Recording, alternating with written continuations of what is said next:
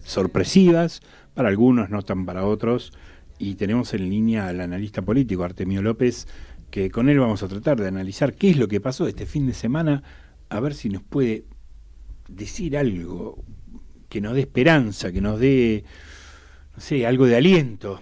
Artemio, buenas tardes. Acá Víctor te Hola, saluda. ¿qué ¿Cómo tal? te va, Artemio? Bien, bien, acá estamos, te estaba escuchando la voz, nos da esperanza y aliento. Más vale un análisis de, obviamente, siempre incompleto, de lo que uno observa. Hay muchos más factores que intervinieron, pero en principio hay un sector medio y medio bajo que no recibió ayudas, las que normalmente el gobierno destina a la base de la pirámide social, y se fue muy lejos de las ayudas a los mejores salarios de 180.000 pesos con impuesto mínimo no imponible, donde el salario más habitual es de 50.000 pesos, que claramente tuvo ahí, digamos, el núcleo del problema electoral del Frente de Todos. Bueno, verá el presidente y el equipo de gobierno de resolverlo, si no de cara a noviembre, de cara al 2023, porque eso representa una buena parte de los votos perdidos y los que no concurrieron a votar. Uh-huh. ¿No se valoró, por ejemplo, la medida del impuesto a las ganancias, la anulación del impuesto a las ganancias? ¿No alcanzó? No alcanzó, y además pega en un electorado que es propio del FDT. El Frente de Todos tiene un clivaje electoral de sector medio hacia abajo, digamos mayoritariamente.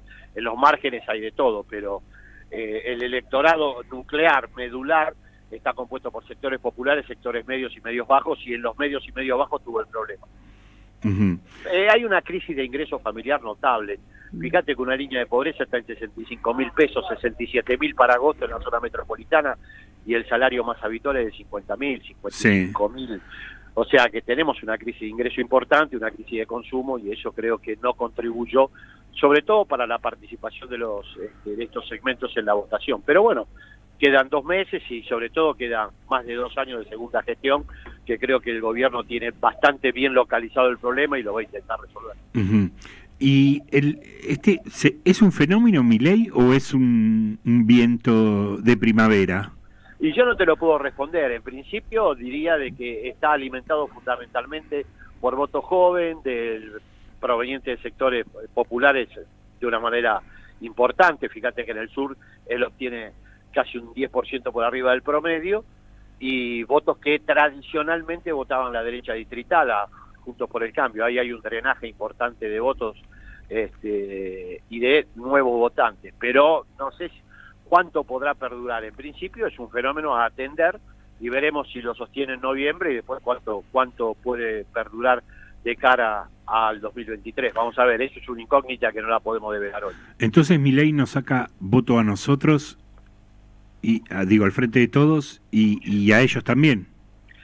Sí, sobre todo a la derecha distrital y jóvenes le está drenando votos, y una parte también de votos rebelde de la izquierda la está tomando. El Frente de Todos en los sectores juveniles ha perdido, sobre todo ha perdido involucramiento en la política, ha perdido capacidad identitaria, pero sigue siendo la fuerza de referencia para estos segmentos. Uh-huh. ¿Y por qué crees que perdimos que los jóvenes ya no como que se alejan un poco del Frente de Todos? Bueno, han perdido, y se acercan a otra fuerza, ¿no? Han perdido la capacidad identitaria, la capacidad convocante que tuvo en su momento el kirchnerismo inaugural con la 125, con ese gran conflicto que fue el sistema por el cual muchos jóvenes se incorporaron a la política. El kirchnerismo para los jóvenes nació con la resolución 125. Este gobierno, por las características del gobierno, pero también por la pandemia, por las circunstancias en que tuvo que transitar sus primeros 2 años, no ha construido todavía un gran conflicto, que eso implica afectación de intereses, y bueno, en ese sentido no ha convocado a la participación de segmentos juveniles. Todavía, obviamente, falta la mitad del gobierno. Seguramente, si quiere mejorar las condiciones de vida de los sectores populares, va a tener que enfrentar a sectores poderosos, porque acá hay un patrón distributivo similar al 2002. Vos sabés que el 50% del ingreso se lo toma el 20% que más gana, y el 20% que menos gana toma el 4%. Sí. Ese patrón distributivo no se puede sostener mucho más. Totalmente. Escúchame, la pandemia, este año y medio de pandemia con gente así, el pueblo encerrado, semi-encerrado, ¿le cambió la cabeza, la forma de pensar, y puede haber tenido algo que ver en la elección? Esa es la primera pregunta. Y la segunda, ¿la foto tuvo algo que ver? Y mira, en el margen la pandemia nos alteró a todos, la subjetividad en la pandemia ha cambiado, pero no creo que haya definido la perspectiva electoral, yo creo que más bien lo socioeconómico define, e incluida la foto pudo haber tenido en el margen una operatividad a favor de la oposición, pero creo que lo que más definió la cuestión electoral en términos de perjuicio al oficialismo fue la cuestión socioeconómica.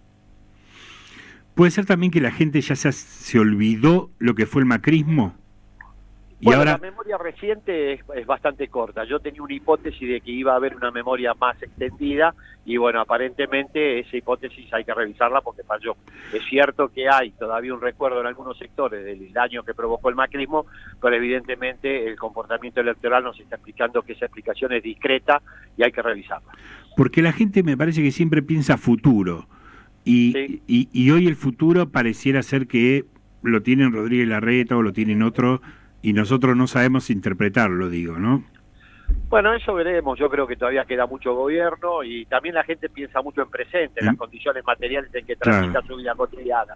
Pero Sí. a futuro veremos, porque imagínate que si el futuro es bajar los sueldos a la mitad como promete Vidal y eliminar la indemnización como promete Larreta, es un futuro que es un futuro anterior, porque eso ya lo hicimos durante los 90 y se instaló acá con toda fuerza después del proceso militar. Así que Totalmente, acabamos... hay mucho futuro, pero bueno, veremos, hay que esperar. Acabamos de hablar hace 5 minutos de eso, pidiéndole a la gente que compare, ¿no? Que no se olvide de estas cosas.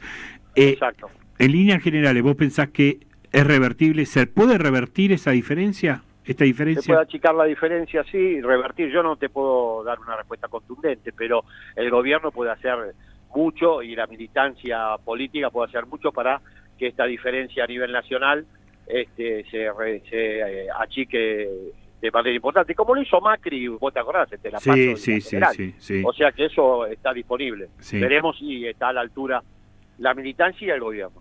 ¿Las medidas tienen que ir acompañadas de un cambio de gabinete? Eso no sé, yo creo que lo que hay que cambiar son la orientación de política económica, darle mucho más volumen a la política de ingreso familiar y de consumo doméstico. Me parece que eso es más importante que el cambio de nombres.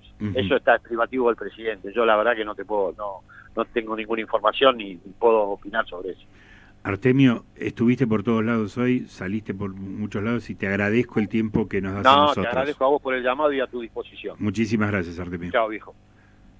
Rápido, conciso, claro. Súper claro. Y no queríamos llevarlo más tiempo porque sabíamos que tuvo una entrevista hace poquito y estas cosas siempre se atrasan, así que bueno.